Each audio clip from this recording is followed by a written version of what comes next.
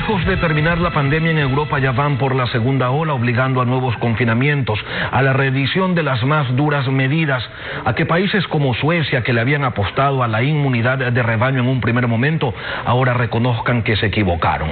En Ecuador, el pánico que generó inicialmente el virus ha desaparecido y se observa un relajamiento generalizado. Por otro lado, el mejoramiento de la infraestructura de salud y la experiencia adquirida por médicos y profesionales de la salud permiten que la atención sea mejor, que no se repitan las escenas catastróficas de marzo y abril. Sin embargo, hay cosas que no cambian. Por ejemplo, Ecuador junto a Bolivia no dejan de ser los países de la región en donde menos pruebas PCR para detectar el coronavirus se realizan. Y queremos preguntarle al doctor Javier Solórzano, viceministro de Salud, a qué se debe eso. Buenos días, doctor, bienvenido a Contacto Directo. Buenos días, Lenin, qué gusto saludarle y por su intermedio a toda la prestigiosa audiencia de Ecuavisa.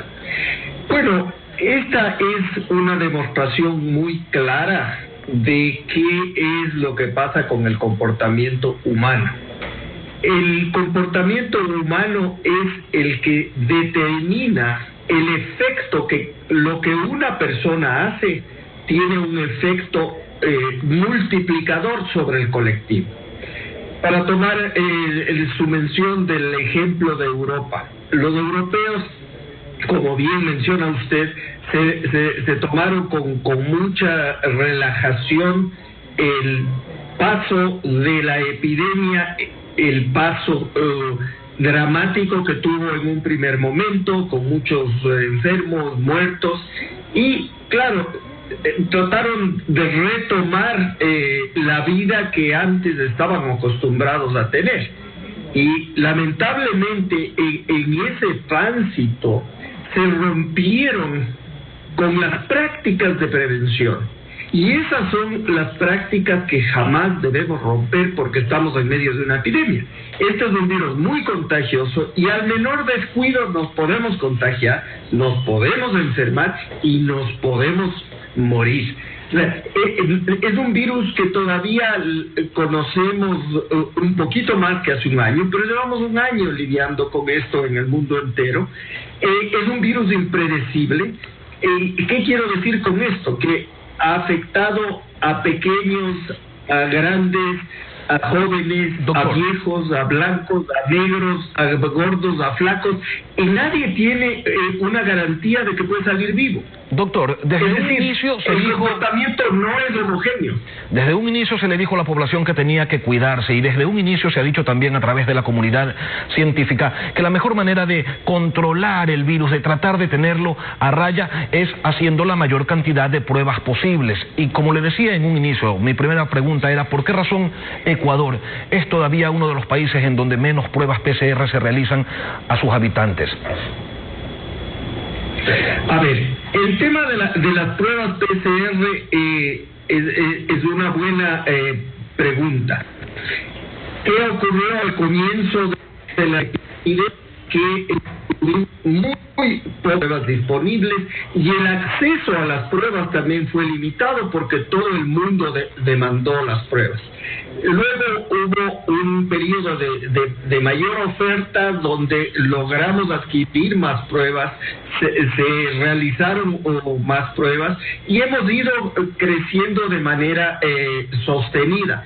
Sin embargo, en las últimas semanas ha bajado un tanto déjenme les digo, la cobertura de pruebas RT-PCR, que son las pruebas diagnósticas.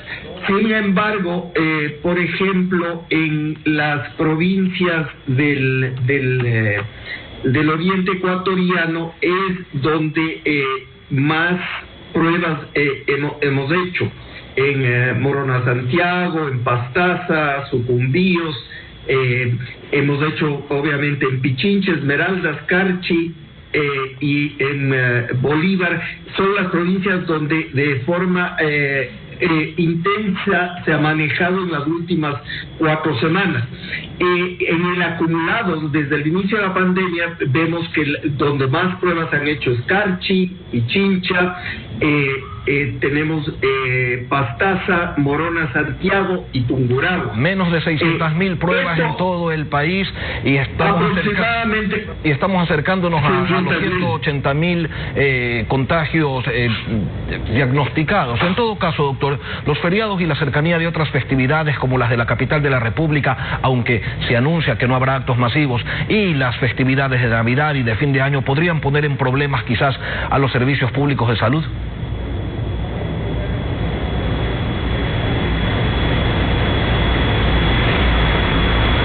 Doctor, ¿me escuchó? Las festividades que se acercan y las que ya pasaron podrían en las próximas semanas poner en problemas a los servicios públicos de salud. Sin duda, si es que el comportamiento irresponsable, indisciplinado que vimos en los dos feriados pasados, el del 9 de octubre y el destinado de la fiesta Cuenca de la Independencia, sin duda que van a aumentar los casos. O sea, el virus, y esto quiero ser muy enfático, el virus no se mueve solo. Se mueve con las personas que están contagiadas, que pueden ser asintomáticos, presintomáticos o sintomáticos, no importa la condición, pero la persona que tiene el virus es quien disemina el virus. Y claro, se disemina con mayor velocidad si esas personas no cumplen las medidas de prevención. Uso de mascarilla fundamental porque es un método de barrera para evitar la diseminación del virus. La distancia física, si estamos frente a una persona que está contagiada pero usa mascarilla y estamos por lo menos a 2 metros de distancia, va a haber una probabilidad mínima de contagio y sobre todo la higiene, lavado de manos, desinfección con alcohol, desinfección de superficies y no estar en sitios cerrados. Esa es otra de las condiciones que favorecen a la diseminación del virus, los sitios cerrados, sin ventilación natural, con aglomeración, es decir, las fiestas, ese es el distanciamiento social del que hablamos. O sea, uno es el físico y este es el social, o sea, no a las aglomeraciones, no al jolgorio, no al tumulto, porque ¿qué es más importante? ¿Un momento de placer o la salud y la vida de la persona y de las personas que están en contacto? Porque esto es como una reacción en cadena.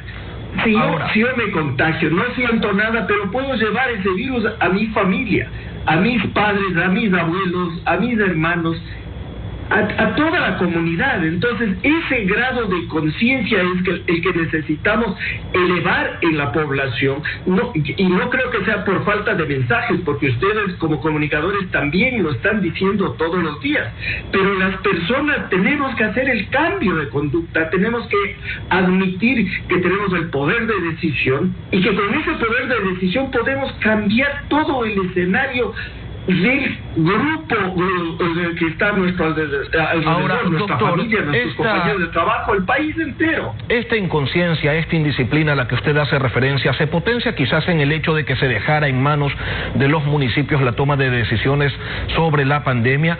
Se lo pregunto porque hay cabildos vecinos que manejan con distintos parámetros las acciones que se toman en relación al COVID-19. Por ejemplo, aquí en Guayas tenemos municipios que están en semáforo verde y que no tienen un solo hospital, y si llegaran a tener una situación de muchos casos de coronavirus, estos son trasladados hacia Guayaquil. Lo mismo pasa en otras ciudades del país que son referentes a la hora de buscar atención médica. ¿Qué se tiene que hacer entonces, doctor? ¿Una mayor coordinación quizás, o deben prevalecer las decisiones de las ciudades que tienen mayor capacidad hospitalaria, o la rectoría de los semáforos con sus respectivas restricciones debe volver al gobierno central?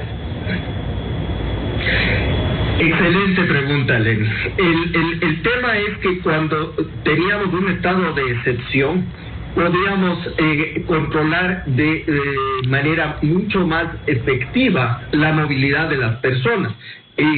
Para hacer relación con lo que menciona de los semáforos. Sin embargo, recordemos que el tema central aquí es cómo funcionan las relaciones entre el gobierno central y los gobiernos autónomos descentralizados. Hay un régimen de competencias y los gobiernos autónomos descentralizados, por eso se llaman autónomos descentralizados, tienen ciertas competencias que pueden ellos tomar decisiones al margen de lo que diga el gobierno central. El mejor ejemplo, el feriado de difuntos, el COE nacional, porque el COE no ha dejado de reunirse. O sea, el COE nacional se reúne todas las semanas estamos analizando la situación, mirando los indicadores, sugiriendo estrategias. Se sugirió de manera muy frontal y franca a todos los municipios del país, a los 221, que no abran los cementerios durante el periodo del feriado. Se sugirió que antes del feriado se mantenga la apertura de los cementerios y que se establezcan horarios para que la gente pueda ir a prestar su homenaje a los seres queridos. Pero durante el feriado, porque obviamente como no hay trabajo, la gente busca qué hacer, íbamos a tener mayor cantidad de aglomeraciones y más de una veintena, o sea, más del 10, como el 10% de esos municipios no acataron la sugerencia, no llamemos lo mismo pero una sugerencia basada en evidencia. Y lo mismo ocurrió con ciertas ciudades que cerraron los lugares de concentración masiva, por ejemplo en Guayaquil, parques, malecones, etcétera. Sin embargo, a pocas horas de distancia hubo cantones que abrieron totalmente sus playas y entonces, claro, la concentración, las conglomeraciones no fueron en Guayaquil, pero ocurrieron muy cerca de acá, en donde había fiestas y jolgorios y reuniones como si no existiera pandemia. Ahora, doctor, en redes sociales circularon videos eso es justamente lo que ocurre, la gente se mueve a otro lado, se contagia en otro lado, pero regresa a su sitio de origen. ¿Y dónde va a tener la mayor demanda de atención de salud? En el lugar de residencia. Entonces, obviamente no resulta una solución, como usted decía, si yo cierro mi bar, pero tú, mi vecino, abres el tuyo, entonces la gente se va allá, nada más. Y entonces, doctor, las decisiones tienen que volver al gobierno central. Bueno, el gobierno central tiene la responsabilidad de proteger la salud y la vida de todos los ecuatorianos, y eso es lo que hacemos todos los días, pero jamás podemos pensar que el gobierno, y que sea responsabilidad del gobierno, estar atrás de cada ciudadano, agarrándole de la solapa y diciéndole, oye, compórtate. O sea, esa es la parte que debemos entender, que cada uno de nosotros tiene que entender la responsabilidad que tiene en esto. Entonces, como autoridades de salud, nosotros generamos evidencia, hacemos el seguimiento, definimos la estrategia, fortalecemos los servicios de salud, dotamos de insumos, medicamentos, pero el personal de salud está cansado. Y a propósito del personal de salud, doctor, en redes sociales circularon videos de médicos que trabajan en unidades de cuidados intensivos que decían cosas como esta. Lo invito a escucharlo. A ti que te vas a ir de vacaciones en Navidad y Año Nuevo, que te vas a reunir en los restaurantes, que vas a hacer fiesta, que vas al matrimonio, sí, a ti te quiero decir una cosa: las unidades de cuidados intensivos están todas llenas, los recursos se están agotando, los médicos estamos cansados, estamos agotados, los intensivistas cada vez estamos trabajando más horas tratando de salvar gente. Haz tu parte y ayúdanos a ayudarte. Un llamado que se multiplica por parte de los médicos que trabajan en unidades de cuidados intensivos de todo el país, tratando de hacer conciencia en la ciudadanía. Doctor, al día de hoy, ¿cuál es el porcentaje de ocupación que tienen las unidades de cuidados intensivos en la República? A ver, en general, a escala nacional estamos con aproximadamente el 75% de las camas de cuidados intensivos ocupadas. Sin embargo, en ciudades como Quito tenemos una mayor ocupación de camas, aunque esta es una cuestión dinámica, ha ido fluctuando en los últimos días. Por ejemplo, al día de ayer ya teníamos 31 camas de cuidados intensivos disponibles en los diferentes hospitales, cuando el día anterior teníamos apenas 25. Entonces, es una situación muy dinámica, pero el que tengamos estas camas disponibles no quiere decir que sigamos con la irresponsabilidad del comportamiento ciudadano, porque las epidemias no se vencen en los hospitales, no se vencen en las unidades de cuidados intensivos. Si ustedes ven la gente que lucha ahí en las unidades de cuidados intensivos y los que sobreviven, tienen secuelas severas, y eso hay que tomar conciencia. Doctor, yo tengo un amigo que ya va 6 semanas y él empezó de forma leve y lleva ya 6 semanas de una unidad de cuidados intensivos y no logra salir. Entonces, todos creo que hemos vivido, el círculo se ha ido cerrando, todos tenemos personas que han enfermado y han muerto. Y tenemos medidas de prevención efectivas, como yo mencioné, la mascarilla, la distancia y las medidas de higiene funcionan de manera combinada. Esa tríada para proteger la salud y la vida, si todos practicamos, vamos a reducir la velocidad de los contagios y vamos a favorecer también a que los médicos no estén tan agotados. O sea, y no solamente son los médicos, enfermeras, del personal de limpieza, auxiliares, radiólogos, fisioterapistas, porque esto en una atención de cuidados intensivos se requiere el trabajo de todo un equipo. Doctor, no es solamente una persona. Estamos a las puertas de un proceso electoral y observamos cómo las organizaciones políticas hacen recorridos y mítines donde se inobservan todas o la gran mayoría de las medidas de bioseguridad. El 7 de febrero, 13 millones de personas tienen que salir a las calles a ejercer su derecho al sufragio. ¿Y cómo van a controlar aquello? Bueno, yo creo que ahí hay que ponderar entre el derecho a la participación política y el derecho a la salud y la vida de las personas. Los partidos políticos deberían dar el ejemplo de cómo unirse a esta lucha cívica y a esta lucha humanística por vencer a la epidemia. Todos deberíamos luchar en un mismo frente, deberíamos estar unidos con una sola visión, que es un país que salga adelante, pero la única forma de salir adelante es si todos y cada uno de nosotros nos comprometemos a hacer lo que debemos hacer, comportarnos en el contexto de una epidemia con medidas de prevención y hacer lo mejor que podemos en cada uno de nuestros ámbitos, en cada uno de nuestros trabajos, hacer las cosas, hacer con disciplina por este país que es nuestro, y el país saldrá adelante solo con el esfuerzo de cada uno de nosotros.